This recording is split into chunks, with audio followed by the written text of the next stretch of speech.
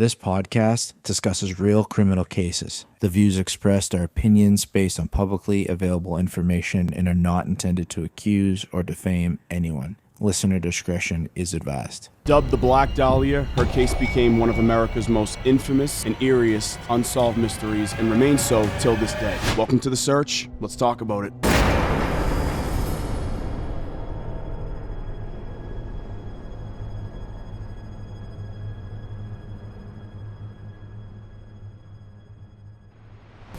Guys, welcome back to another episode. Again, we're not doing numbers of The Search. Here we do unsolved mysteries only. Thank you for tuning in. Again, my name is Mark Lewis. To my right is Al, a.k.a. Relax Gaetano. We have producer Pat in the back. We have producer Jack also in the back. Today, this is not one of our local cases. This is one of our, whatever you want to call them, like national, internet, whatever. Could happen anywhere else. Non-local, put it that way.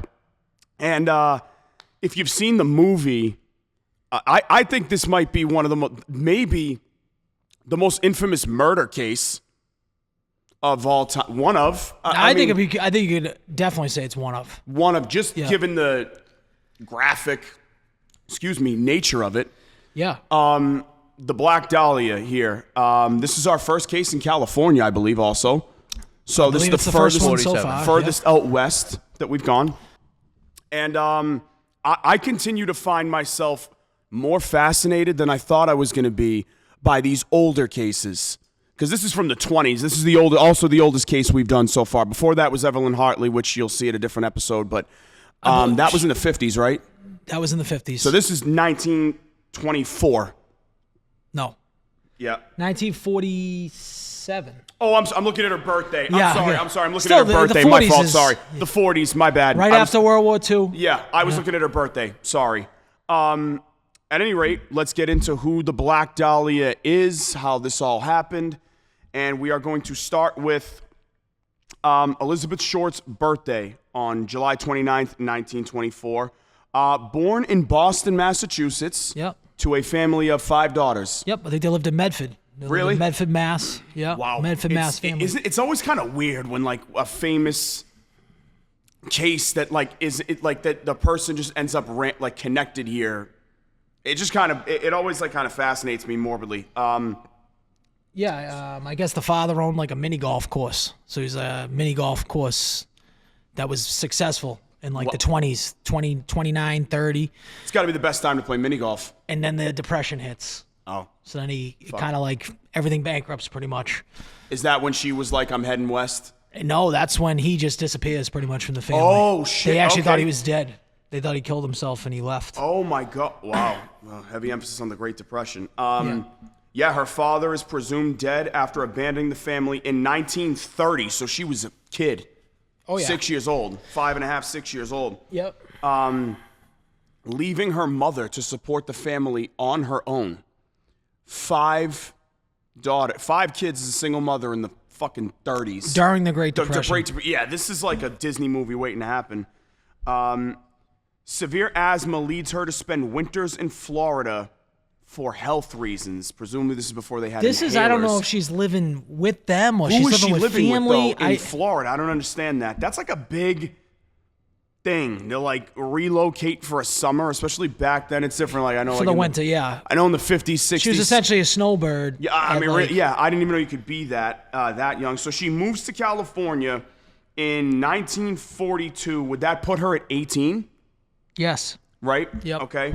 So she becomes an adult, that's the first thing she says, I'm headed west. She's going to live with her father, apparently, which is kind of wild because he disappeared. She later drifts through Florida, Texas, and L.A., aspiring to act, but she never landed a credited role. Correct. So, I mean, this is one of the things you learn when you kind of go a little bit in depth on this thing. I think everybody, if you asked me beforehand, was like, this was an inspiring actress. Like, she was an actress. I would have said she was in stuff, from my prior memory, that she was actually an actress.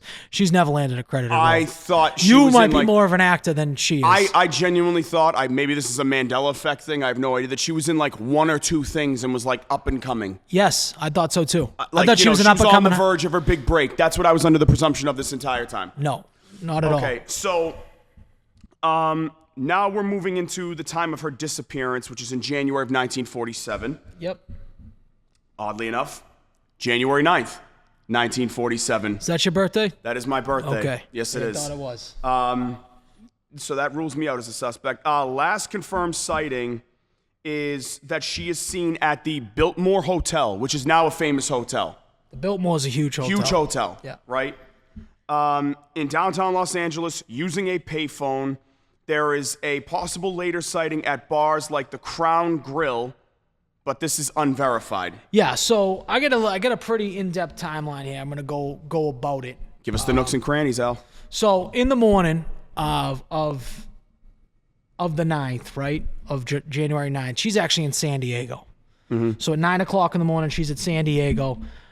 She's staying at the home of her friend Dorothy French, who's a 22-year-old who had taken her in after she spent the night with her where she worked as an usher.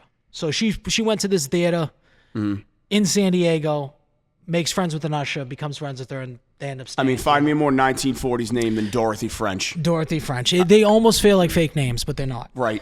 At 10 o'clock, she meets this dude, Robert Red Manley. He's a 25-year-old traveling salesman. They meet up at 10 o'clock. They had met weeks prior.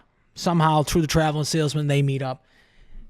They leave around 10:15 to 10:30 in Manley's 1941 Studebaker, which is, go look up what a Studebaker. Studebaker. Reminds me of the Muppets. Well, if you look up a Studebaker, it's like every film noir you've ever seen in your life. That's those the are car cars they're driving, right? Yes. Yeah. It's headed north on U.S. Route 101, and they're going towards Los Angeles. 12:30, Manley stops in Laguna Beach for gas, so he gets gas there. They reportedly get food or drink somewhere else along the way.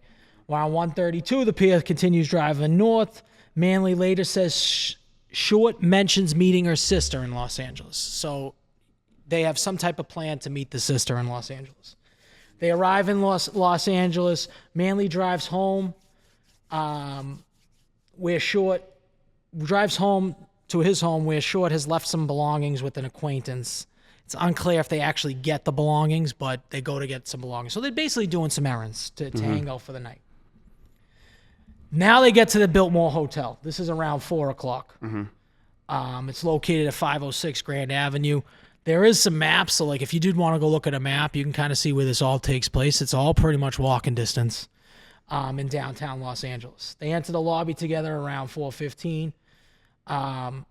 Manley leaves his bag with the hotel check counter, and they plan to part ways. Basically, he was just going to drop her off at this point. He basically Short tells Manley that she's going to wait in the lobby for her sister, who's Virginia West, who claims to be visiting from like the Bay Area. So she must be from like San Francisco area, the sister. Presumably that's her married name. So I'm thinking San Diego, San Francisco, L.A., maybe they both traveled. Meet in the middle, I get it. Yeah. Keep in mind. San Diego from LA, I think that's like a 2-hour ride. I'm not sure exactly. Yeah, but it's not like it's not like a quick ride. It's a considerable little ride. Yeah, I would say it's like 2 to 2.5 hours of a ride. Right. Yeah. So it's going to be a lot farther from San Francisco to LA. So I don't know how she gets there or what she gets Now, there. you said Virginia West. Is she married? She must be married because she has a different last name. Got you. Okay. Yeah. This is one of the 5 daughters. Yep. You know what I mean? 5 sisters, I guess you could say. 4:30 to 6. Several bellhops in the lobby staff obviously see Short sitting alone in the lobby. She is using the telephone, so they see her going to the telephone, making phone calls, all this stuff. 6 to 6:15, Manley leaves. Say he needs to return to his wife. So this dude's married, hanging out with like this. You know, I would say that, especially for this time period, she's a good-looking, attractive woman. Short. Driving her across the country. I don't. It doesn't say anything that they actually had any type of relationship other than being friendly. So that would be conjecture. Anything further. That's the last confirmed sighting of him and Short. Like, but him is it later noted that he was actually the last person to see her alive? No, because people see her after. Oh, okay. It's So 6:15 to 6:30, a desk clerk recalls Short asking where the bar was. She is directed towards where the hotel ground, where the lounge is, so that she does see a bellhop around 6:30 to 6:14. 6:30 to 6:45. A woman matching Short's description is seen near the bar, but here's where accounts conflict. Some say she was alone, and then some say she was with a man in a dark suit. Now, is Manley in a dark suit? We don't know. That's not mentioned anywhere. Short is reportedly seen leaving the Biltmore lobby at 7 o'clock. So now this is at 7 o'clock. So she gets there at 4, has a couple drinks, making phone calls, supposed to meet the sister.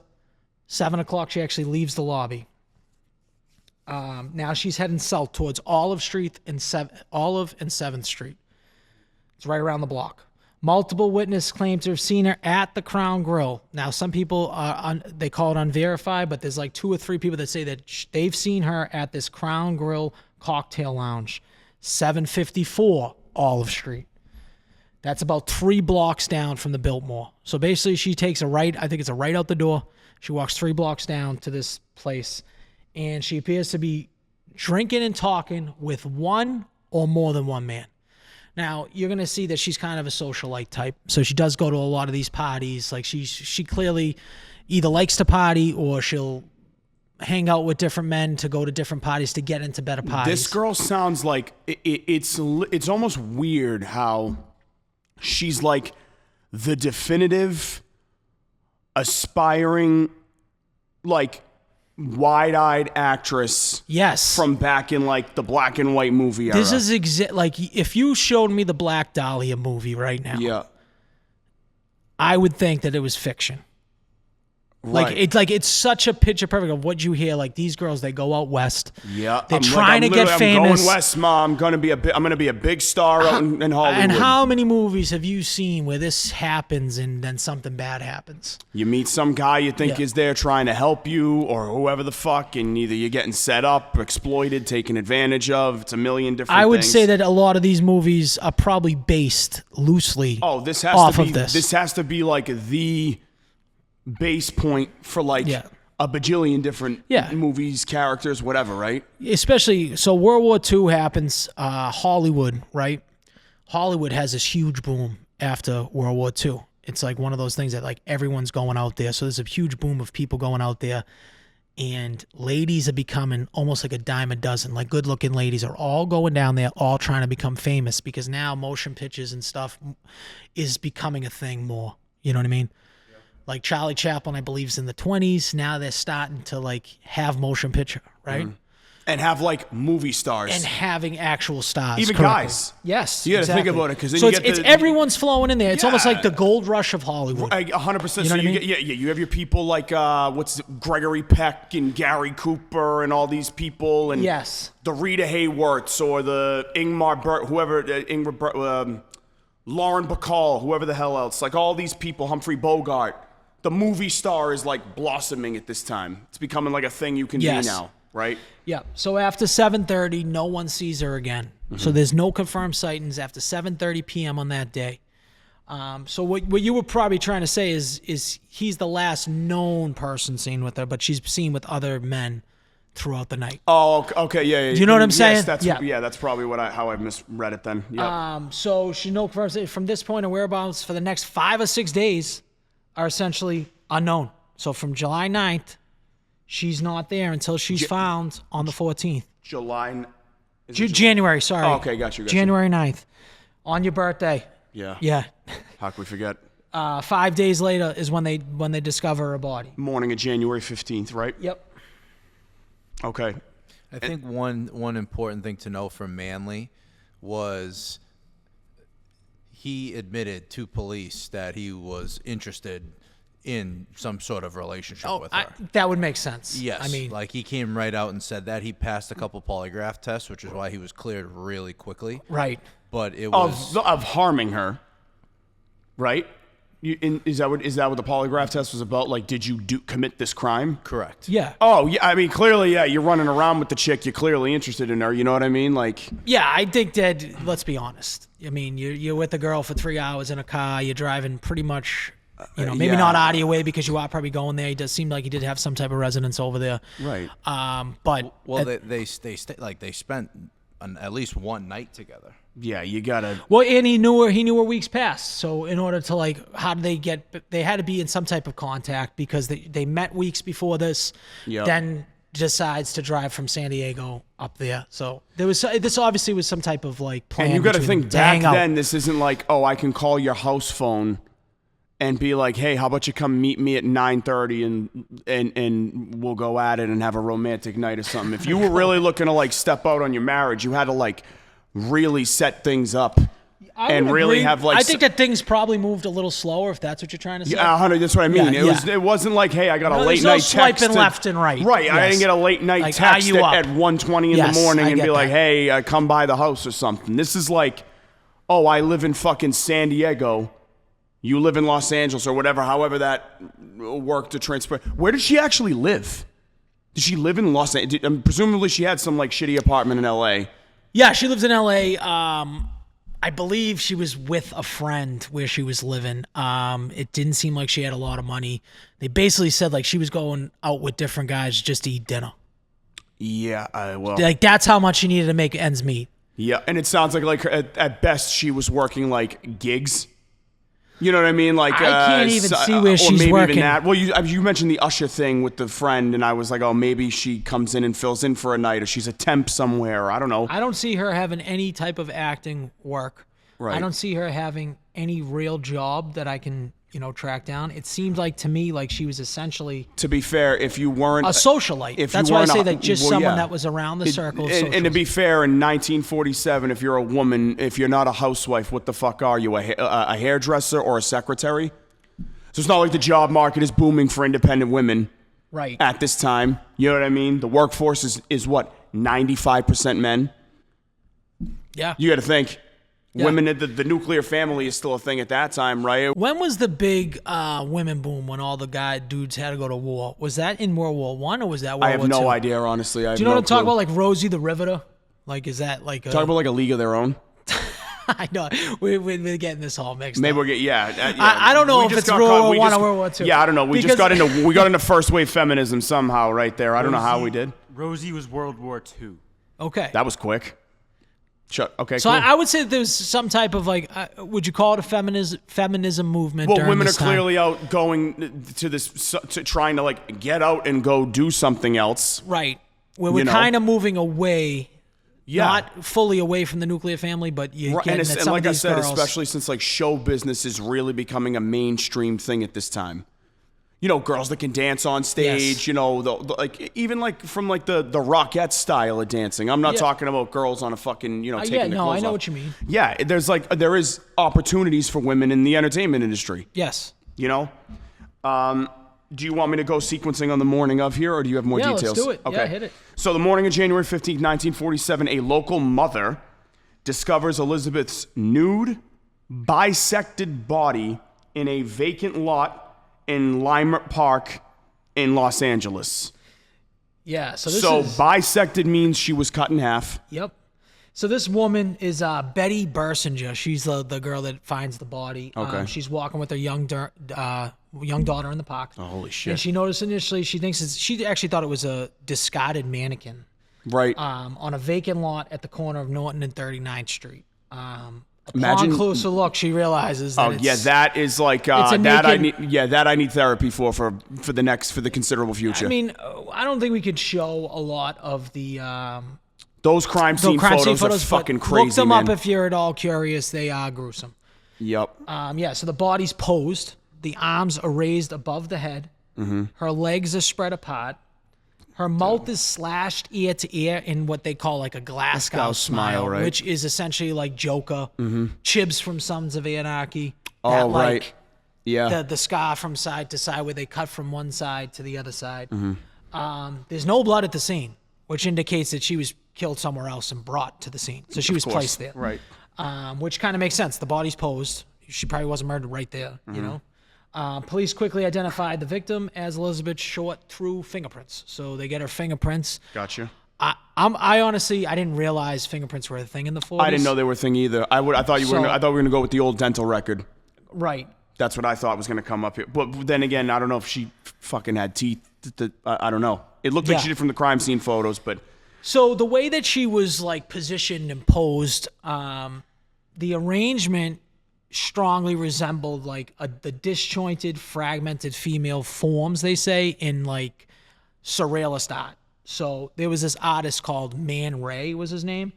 He was Man Ray, like the fucking guy from SpongeBob. Man Ray, is that the guy from SpongeBob? The guy, the villain, Mermaid Man, and Barnacle Boy fighting in SpongeBob is literally fucking named Man Ray. Well, I this is swear probably to Christ. based on this. Ask Pat did you watch SpongeBob? Yeah. The guy's name's Man Ray. Remember, it's like, hey, is this your wallet? Yeah. All right, so the dude from sorry. SpongeBob is a surrealist photographer and painter I'm of the sorry, time that in just caught me off guard. the That is the 1930s. last thing I expected you to say. I'm sorry. I keep thinking of the guy from SpongeBob. So Man Ray's 1930s photograph Minotaur. Minotaur? Minotaur, okay.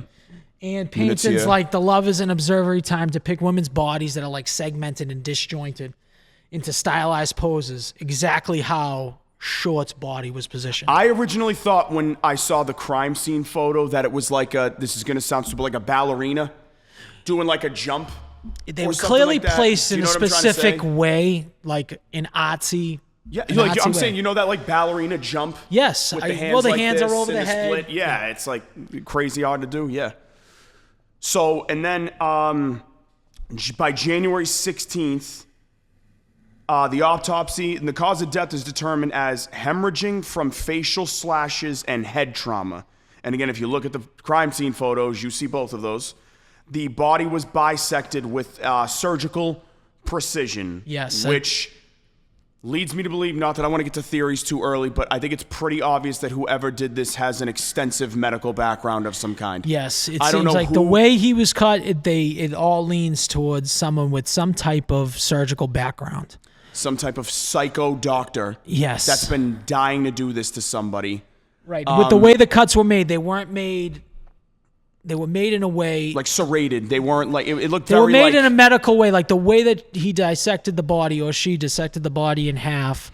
They did it in a way that you would do it, that a medical person would do it like in an autopsy. So in other words, this wasn't like, again, not to sound insensitive, but like Leatherface from Texas Chainsaw Massacre, like chainsawing somebody in half. This was like, there's a certain medical procedure that the way that it was cut, they went by that. So I Okay. don't know the name of the procedure, but yeah. they're basically tying it right to someone with some medical background of some sort. Just the draining blood thing alone. You have to know where to like cut somebody. I and- know, but then you could get into hunters, like, dude, like Yeah, anyone no, I that get shoots that. deer knows how to drain a body. Okay. You know what I I'm guess saying? that's true.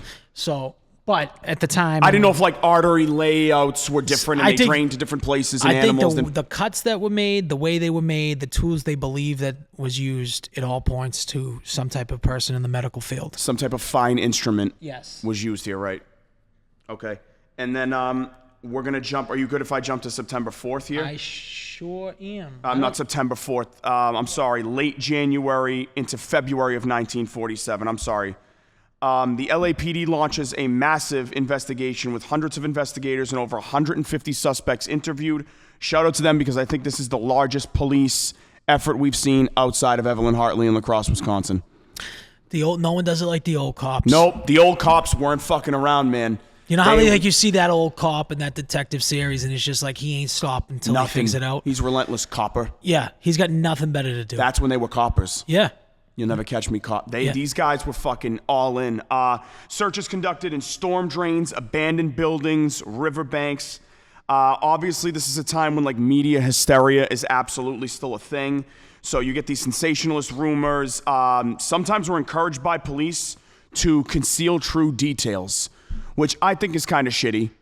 I think it's in bad taste. I get it, but I think it's in bad taste. I know, personally. but I think the police are trying to be like, listen, don't tell the whole story. Because we want to figure out if some of these false. It's the same thing. Like they don't release certain information. I think that's what they're basically saying. I think it comes down to like they don't want the suspect to know that they're onto them. That, and they don't want false tips. So when a tip does come in or a confession does come in, they could say, okay, what happened here, here, here, and here. Right. You know what I'm saying? Yeah, it makes it I easier think to sift through. I think that's the way you kind of like, you know. And then now, what is this? Do you have more on these letters that were signed and quote the Black Dahlia Avenger, sent to the media containing her personal belongings? Yes. So January 23rd, 1947. This is what's this, almost 2 weeks later? 2 weeks later, the Los Angeles Examiner, which is a paper at the time, receives a phone call from a man claiming to be Short's killer and promises to mail her belongings. A package arrives next day to the Examiner. Wow. With their birth certificate, photographs, business cards, and an address book belonging to a man named Mark Hansen. So I don't know what that has to do with anything. An address book belonging to a different guy? It doesn't make sense. That doesn't make sense. That's another red herring thing that we can't get much information on. It seemed like it was all cleaned with gasoline to remove fingerprints.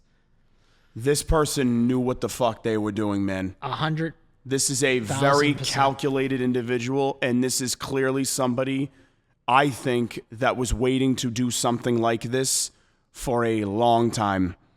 I think this was a big check off the old checklist for whoever this was. Hansen does get questioned by the cops. Who was he, though? Like, was he like just a guy? Like, I don't know, because they do question Hansen, Manley, who's obviously the guy that drove her. Yeah.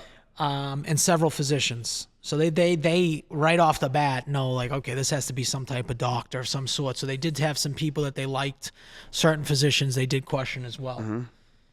And we're going to go back into, what do we hate the most on this podcast? False confessions. False confessions. There's over 500 of them that come in. Over 500 of these to hinder this case. Theories included links to the Cleveland torso murders and the Chicago lipstick murders, but there's no concrete proof to connect any of those. And then the speculation about a serial killer active in L.A. in the 1940s, but then there's really not enough to give that any type of legs or weight. We could be here till next week to explain every single thing that came through, who they try to blame, all that stuff. Mm-hmm. So we have to kind of obviously shorten it down. Yeah, I mean, a lot of it's unproven. I don't see this as a serial killer in terms of, you'd think that there'd be a few different things. The Chicago lipstick murders don't make sense because of where it is. Right. But we'll get into some stuff later on where, like, there is some things that should be coming out pretty shortly that new evidence that I don't even know about because it's in a book that we'll talk about a little bit later on. Are you talking about this? So now I have in 2015, retired detective Steve Hodel accuses his late. If you want me to wait on this, let me know. Do you have anything between? This is perfect. Accuses his late father, Dr. George Hodel, citing surgical skill and possible crime signatures. Now, 2025. This is today. Wait, hold on. Let's go into this. Okay, go into this one. Yeah. We're gonna go into this one because this, to me, okay. So Steve Hodel used to work for LAPD. He was a detective for that department. He was probably 5 years old when Elizabeth Short disappeared. Mm-hmm. 5 or 6. And he ends up growing up, becomes a police detective, works for the full force, retires. Now, while he's retired, he starts to get into his mind that his father, who was a doctor, George Hodel, he liked him. He liked him to actually think that he did it, and there's several reasons why. Basically, like we said in other episodes, George Hodel is a huge, gaping piece of shit. Like, just the worst of the worst. Okay. Exhibit A, he raped and molested his daughter. So Steve's sister, he raped her from like the age of 11. He forced her to perform oral sex on him. He pimped out his daughter to his high society friends. George Hodel was an extremely rich man, lived in a... Imagine some kind of estate. Yes, like a crazy estate, the way that they say it, like just this mansion. So he's loaded, doctor in the 40s, making a ton of money. He has a lot of powerful and influential friends. He had a photographer at the house that was like a sleazy photographer, would take pictures of his daughter. Yeah, this is disgusting shit. He would basically, like we said, pimp her out to the friends, and it was basically like a sex ring in a way at this house is how I describe it with all his rich friends. Basically passing around his daughter. He had sex with his daughter. Like, he's just the worst of the worst. So George Hodel was an LAPD suspect in 1949. So they did, like, a couple years later, were like, listen, we have to investigate him. So the son didn't know that he was investigated at all. what the son did know a little bit about was the rape and of the sister, because the sister actually went to the cops at one point. I don't know if she told a family friend or what, but he ends up getting brought up on charges on the rape molestation of the girl. That's something. Oh, it's really something, until the jury walked out in like 45 minutes and said he was not guilty because all of his powerful friends said she's a liar, all this stuff. So he had a bunch of witnesses that completely, so he just got to run rampant after that. So this is what I'm saying. Wait, this is what year? Sorry. What year was the trial? I'm not sure what year the trial is. We can look that up. Producer Pat. I think Jack. it's after, though. I think it's after. Oh, it's after this? I'm pretty sure it's after. Okay. But even still, I'm saying, how old was she when she finally came forward and decided to fucking say something? I think 14. Oh, all right. Okay. Yeah. I think she's young. She's Gotcha. a minor. I didn't know if she was like 30 and like couldn't. I'm saying like waited until like years later when she was an adult and that took less credibility maybe away from her testimony or something. But no, I know. It was just like he was basically rich and powerful. Right. Had friends just completely do it. Now these are the same friends that were probably getting passed around by her. You know what I mean? Or by him. You Naturally, know what I mean? So a former associate of George, this is why he initially gets investigated, implicated and said that he implied that he had knowledge of Short's killing, that basically George had knowledge of the killing. So the LAPD places like electronic surveillance in the house, bugs them, which this is another thing. In early 1950, I didn't know that they had this technology. For 6 weeks, they bugged the house. I wonder, like, did they run like wire mics and hide them somewhere? I have like, how did they no even do idea. this? How big could these mics be? That's what I'm saying. Like a microphone was like 9 They times bugged the house. size of this one. In early 1950, they bugged the house. So in 1950, they bugged the house. I didn't know you could do that. That's so fucking now nuts. on the tapes, a man believed to be George Howdle. So they can't tell. Obviously, this is the 50s. They don't have like voice recognition software. People recognize the voice as George Howdle. Can be heard making incriminating sounding statements, including supposing I did kill the Black Dahlia. They couldn't prove it now. They can talk to my They can't talk to my secretary anymore because she's already dead. Now, the secretary referenced was Ruth Spalding. Now, she died in 1945. Another 1940s name. Like you She read died about. of a drug overdose.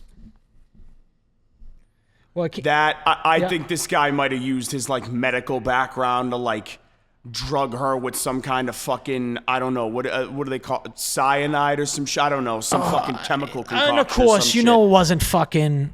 drug overdose. Like, you know it wasn't like investigated properly. No, yeah. We don't know, but she is on tape saying supposedly if I did kill the Black Dahlia, they can't find out now. Or they have to talk to my secretary. She's dead too. He worded it that way, supposedly, if I did. Yeah, this is an exact Who quote. is he talking to? This is him. I have no clue who he's talking to. That's the other thing is like, this reminds me of the Jinx. Remember the Jinx? Have you watched the Jinx on HBO? No, I actually haven't, honestly. Have you guys watched that? Robert Durst? Robert Durst, I'll give a brief synopsis, maybe at some point, but this is a solved murder. Why do I remember hearing about this? Like Robert Durst, it was on ago? the Jinx, it was on HBO. They think he was like linked to like 2 or 3 deaths, like his like friend, his like girlfriend, and somebody else, like 2 or 3 over like 50 years, like these murders, right, happen. Like people are dying all around him. And at the end of this thing, they're following him around with like a documentary crew. He's like, oh, I'll do the interviews and all this. I'm innocent type thing. He's a rich guy.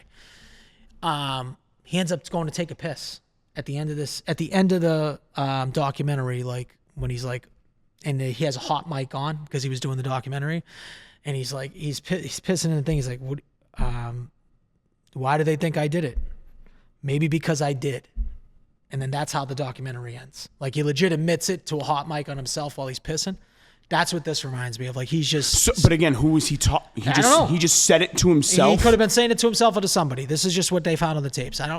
You want too much information from 1949. No, I know, but I'm just saying you would think they would know who's in the fucking house with him. You would think they would be like, they okay, don't have this it is a staked out. conversation. They're not in the bushes with binoculars or something. Why are they even talking about the Black Dahlia? That's what I'm saying. Like, They how do we said not know who else is in the house? So a couple things. One, it was to an unidentified male that was just at the house, Okay. right? So Probably one of his creep fucking scumbag friends. So when they wired the house, it was old school wiring. They actually got in there when he was out. There was no like wireless mics, obviously, right? So they went and did it that way. I think important to note, they weren't wiretapping the house, right, for this murder. They were the murder of the death of the secretary was so sketchy that they wired it because of that. Oh, death. they wired it for that. Oh shit! Ah. So they were onto this guy already. Yes. Thank God, but And this just producer happened to Pat happen. being more Producer prepared Pat than from the everybody. clouds. I like that. Let's I go. like that. Wow, that does.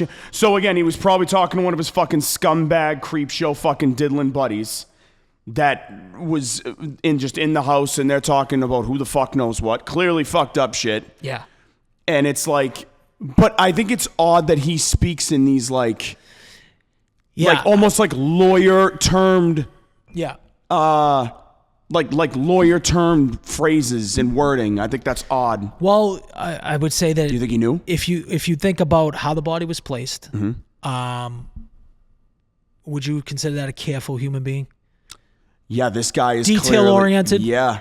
So, like, I think that this is a smart guy. Apparently, he had. I'm pretty sure I read this that he had an IQ of 187 that was like one better than Einstein.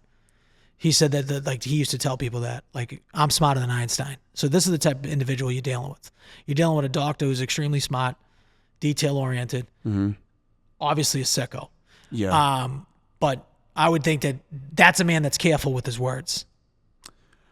This guy is like, it just seems to me like this dude is fucking like, this is the perfect, I don't want to say like it's a compliment, but like the perfect psycho to do something like this. Like this is like, it's like this guy, he's like a movie villain. Like he knows everything that like, it's like, he's a dangerous guy. He's a dangerous guy. He's a dangerous fucking guy. And if we recall, the Black Dahlia, her body, had been precisely cut in half. It's at the lumbar spine. It's a procedure that they say requires like skill anatomically. And anatomically, Anatomically, right? Well, you have to be like taught this in med school. Yes. George Hodel is a surgeon and a physician trained in the type of operation, a hemicorporectomy, used on Short's body. That's what it's That's called. what it's called. Hemicorporectomy? I knew I had it written down somewhere. What is the point of that procedure? I would love to know. Can we get I like, don't know why you need to be does- trained in cutting a body. Why do you? Yeah. What is the point of that? Like, you look why up does anybody? What? hemicorporectomy? Yeah. What do you even do that for? I don't get that. Does somebody get their legs crushed in a fucking car accident? And you're like, I need can to- only think of an autopsy. So maybe he had some maybe. autopsy Okay. stuff. Do we have any? Producer Pat's coming from the fucking top rope here. I can tell with something. There's only a few legitimate reasons to do this. Organ placement, bone structure, tissue layers, like actually it seems like it's getting in there to examine bodies. Yeah, so it's an autopsy. It's an autopsy procedure. It's an autopsy. Okay. skill. I'm like, what the fuck? That makes perfect I go, sense. you're not doing this to take somebody's appendix out. So Steve Hodel's obviously the son of Yeah. George Hodel. He's that detective, right? His whole thing is this like art murder theory, right? Like George Hodel. Now we mentioned our dude, the SpongeBob character. That's also that painter, that surrealist painter. Man Ray. Man Ray. Who's a friend of Man Ray in real life? George Hodel. They're friends. And they moved in the same LA art circle. So they all, like, he was like an art collector, Hodel, and like he moved in the same circles as Man Ray. So he's aware of his work. And, obviously there's images of the way the female body, like that surrealist, like dissected body was, prevalent. Steve Hodel thinks that his father staged the body to pay homage to surrealist art because he was a fan of surrealist art, fan of Man Ray, and did it very similar to... Did he have any in the house? It's like hanging on a wall somewhere or something in his fucking office? It doesn't look like there's any art in the house of Man Ray's. No, not Man Ray, a fucking, like the Hodel house. That's what I'm saying. I thought you were asking, is there Man Ray art in the Hodel house? Oh, that is what I'm saying, Okay, yes. I don't see anything to that. I mean, unless producer Pat comes from the clouds again, that from might be the possible. fucking stratosphere with a bomb shell right now, I've noted. But like, again... So and think about it, right? You look at the body, if you look at the things, the body's posed, this isn't a frenzy, like a killing in a frenzy, it is a cold, calculated. The cuts were made in a certain way. So it does make sense that it's paying homage to the surrealist thing if it's shaped like that actual art from back in the day. This is also somebody who had to have this body for a while. Right, and it's like the killer's trying to send a message. He's blending like art and like sadism. You know what I mean? Well, like, yeah, right. So, and going on, I'm just pretty much getting into why Steve Hodel thinks his father did it. That's pretty much what we're getting into. He thinks that they have a possible connection to Elizabeth Short. There's no definitive evidence pieces that places them together, but he uncovered witness statements that suggest Short may have been acquainted with his father through Hollywood circles. Again, Elizabeth Short was a socialite. She was going to all different parties, going as high up as she could get into different circles. She was at art stuff, like in the art circle, going to parties, going to all these different parties at very famous places that are still famous to this day in Hollywood. So she's out there and mingling with a lot of the same people that he was mingling in. He was known to host parties with actors, artists, and people from LA's, Hollywood scene, bohemian scene, and those are the same people that Short would always hang out with. So they had mutual people. So is it possible that she was at that house at some point before? If he's throwing all these parties, she's a socialite. A lot of people feel she was at those parties. Now, after this dude dies, George Hodel's dead, obviously. Always the scumbags, they die before they can come to justice. When did he die? 1999. Oh, this guy had a fucking whole life afterwards. He died at like 97. Of course he did. He was that old. Yeah, of course he did. Steve finds a small photo album. He finds this photo album in his belongings. And it contains 2 photos of a young woman. Steve swears to this day that it is Elizabeth Short. Now, for some photo experts, forensic experts have said, the hairline matches, the nose matches, the tip of the nose matches, the ears match. Maybe one says, I don't think so because the bridge of the nose doesn't match. So like half of them say it's definitely Elizabeth Short. Half of them say it could be Elizabeth Short. Some people say it's not Elizabeth Short. We need the Amy Lynn Bradley guy. Yes. Where's he? That's what we need to take a look at this. So if this is Elizabeth Short, George Hodel has 2 photographs of her in a family album. Doing with a bunch what? of other different girls. Just her? Okay, so the way that I think is like she's Is it like a blurry picture? Like what? Like how's it so hard to tell? It's just a picture at the house. That's it. It's not like the body or anything like that. Okay. Okay, so now Steve also links his father to some of the other stuff that you guys said. Links the father to other murders like the lipstick murders in Chicago and the killing of Jean French, the red lipstick murder in Los Angeles. He argues that Black Dahlia fits the same pattern as these things. So that lipstick murders in Chicago, he thinks his father has something to do with some of those. Potential stupid question. Is Jean French a girl? Who's Jean French? You just said something Jean French. The lipstick murderer. Oh, yeah, Jean French, the red lipstick murder. Oh, so it's yes. Jeanne. Jennne. Jennne. Jeanne.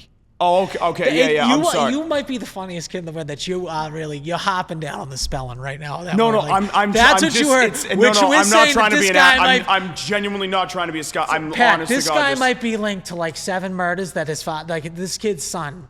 Right? I just didn't know if he was talking about a girl or a guy. Is saying my father could be involved in 7 murders, and he's worried about the spelling of the first name. No, I'm saying... That's why you're the man. I just didn't know if it was a guy or a girl. When you said Jean French, I didn't know if it was like Gene, like it was a guy, or if it was like if it was a girl. That was all I was trying to say. No, it's all girls. It's all girls. It's all girls. Okay. The stat guy's back here. We appreciate your attention. Thank you. I just was trying to figure out if it was a guy or a girl. Not well, yeah, because then if we asked him to look up Jean French, at least he would know the spelling right away. Yeah, exactly.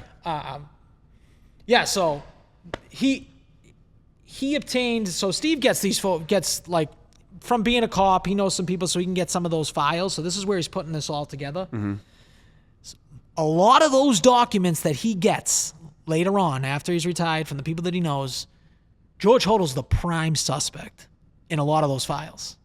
For some reason, this thing gets squashed, and the prosecutors didn't indict because they said there was a lack of physical evidence. Even though they got the confession and all that stuff, they put him as the prime suspect. The pseudo confession. Because they're looking at surgeons and physicians and all that shit. Mm-hmm. So they know he fits the mold, and it just kind of went away.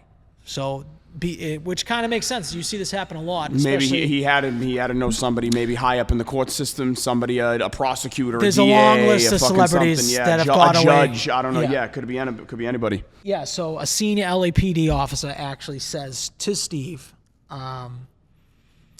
that the case against his father was rock solid. Like they had every piece of evidence, but he never went public because George fled the country for a bit after the investigation. So he got tipped off and left the country, and then it just kind of went away.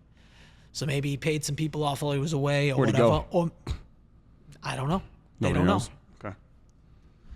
Interesting.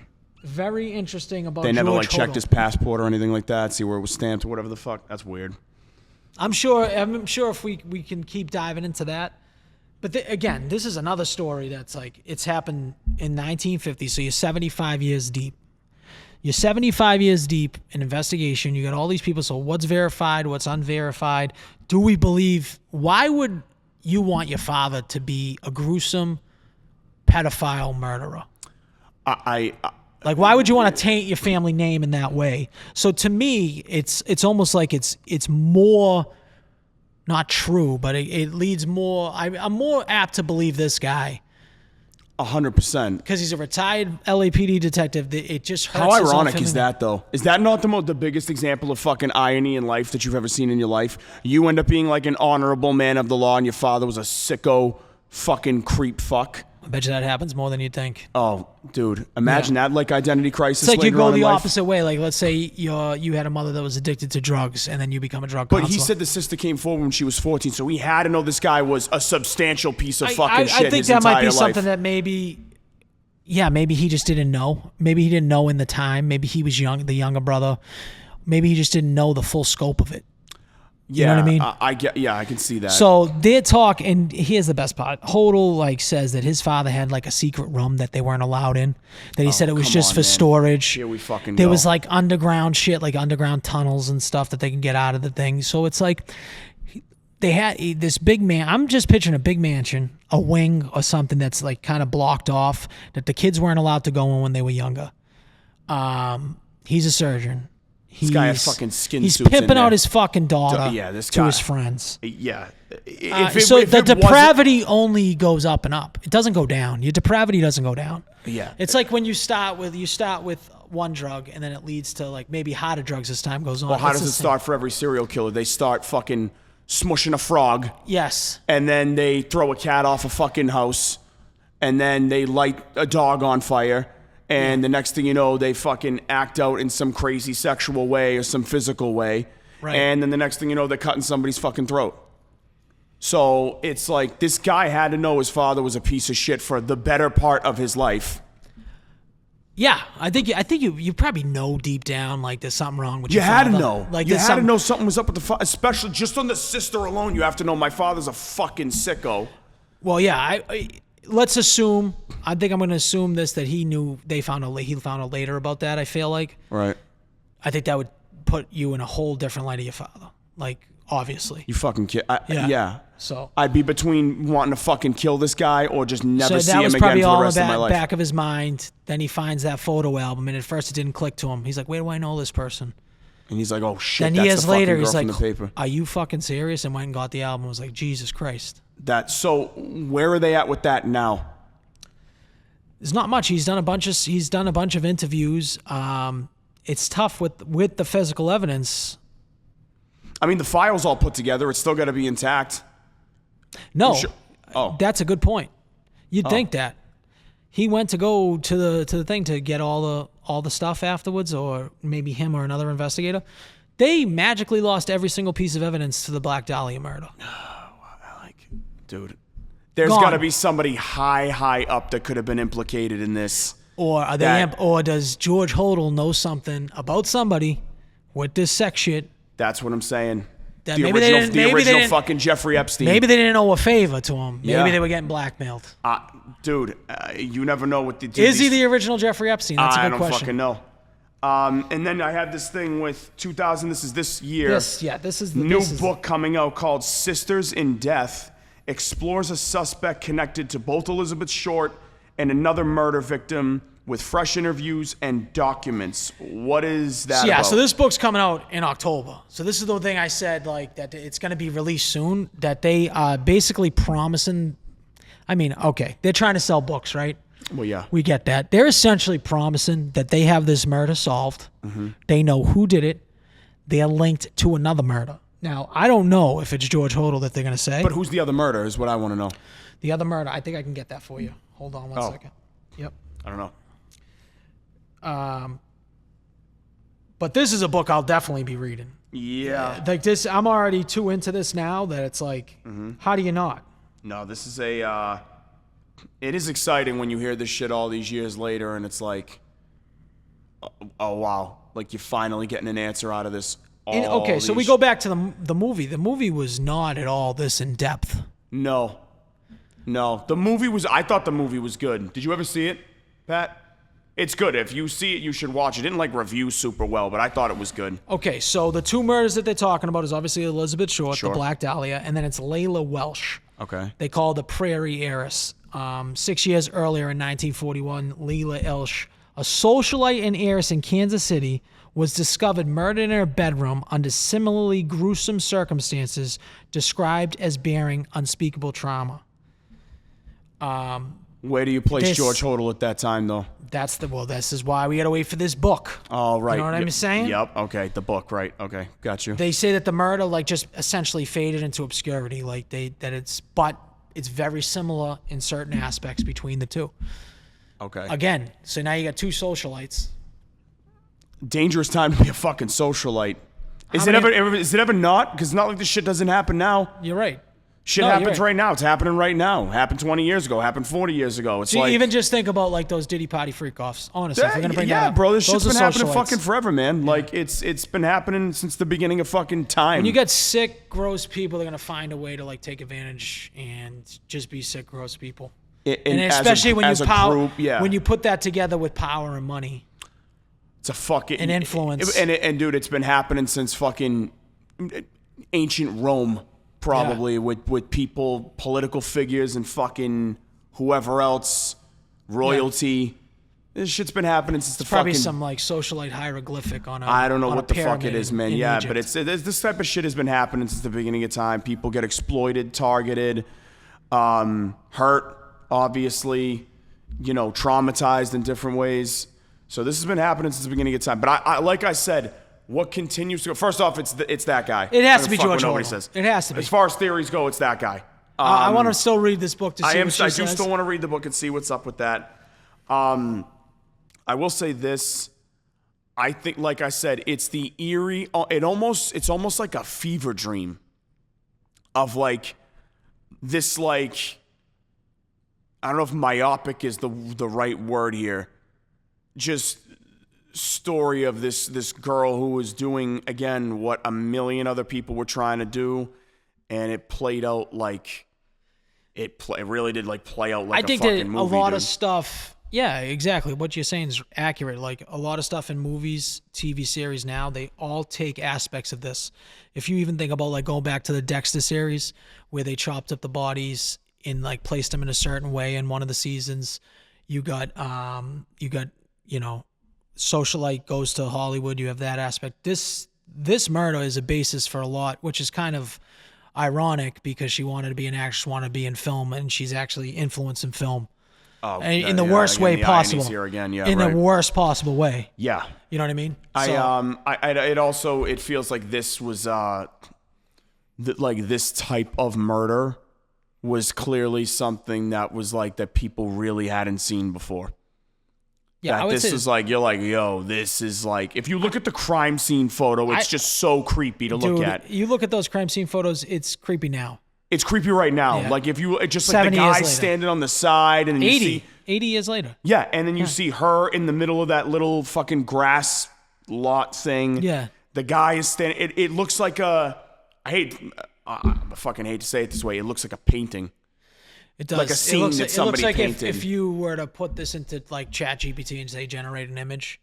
Yeah, that's like what it looks an old like. school image of Yeah. like what it would look like. That's what it looks like. They're when weird you actually now. first pulled up the picture, I asked you if it was fake. And by all accounts, I think it is real. Obviously, Yeah, it is. Because then you look at it from there's also ones from different angles, I know. and it's the same people in But them. it's like that, like on the nose of what you would think back in the day. Yeah, it's a creepy image to look at. Obviously, the whole case is like it's really like a trip into bizarro world with how this plays out like a fucking horror, like really like a horror movie, and it's just I don't know, man. That's okay, so I'm going with, I think it was obviously this guy, George Hodel, has to be like literally public enemy number one. You're going with the same thing? Yeah, I think it's George. It's gotta be. Unless this book blows the cover off something and it's like, actually, it wasn't the fucking I think once you read this book, a little small little update we'll give you on the time. And maybe in a future episodes where we could maybe we'll do a little intro update for you, bridge version. Pat? Yeah, I think the wiretap was a damning piece of evidence, and he wasn't wrong when he said, well, there's nothing they can do now. Yeah. But just to say that was like a chilling thing to even just read. Yep. Yeah, this dude has a disgustingly high IQ, disgusting amount of knowledge and medical, experience, and he knows they can't prove it. So he probably did it on purpose. Even if he didn't, he knows they can't prove it. So I like I said, the cocktail of just a really dangerous guy. Very smart, very aware, skilled, if you want to call it that, and very calculated, very aware. This guy is like, it's like you concocted a supervillain, and it's like this guy. It's like... Here's what I'll say, too. I think that there's no chance this is the only girl. Oh, yeah. With that level of precision. What I don't understand is why didn't he kill the secretary the same way? I have no idea. That's my only thing is if he actually killed the secretary, why was there no like surgical signature on that? Maybe just not to link the two, and that one has a direct link to him. Okay. You know what I mean? We're talking about a guy that's smart. Yeah, and very like ahead of the curve in that aspect, as weird as that sounds to say. But with that being said, that caps another episode of The Search. We'll see you again on next week's episode. Obviously, like and subscribe. I'm Mark. That's Al. Pat and Jack are in the back. And we will see you in the next episode.